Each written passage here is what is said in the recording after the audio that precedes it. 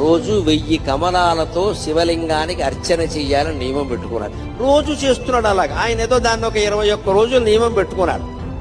20 రోజులు సాగింది. శివుడు ఊరుకుంటాడా? విష్ణువు అయినా సరే పరీక్షే. చివరి రోజు పరీక్ష పెట్టకుండా సర్టిఫికెట్ యూనివర్సిటీ వాళ్ళు కూడా ఇవ్వరు కదా, దేవుడేలా ఇస్తాడంటే. 21వ రోజు ఇంకా పూజ ముగుస్తుంది కదా అని విష్ణుమూర్తి సంబరంగా ఉన్నట్ట.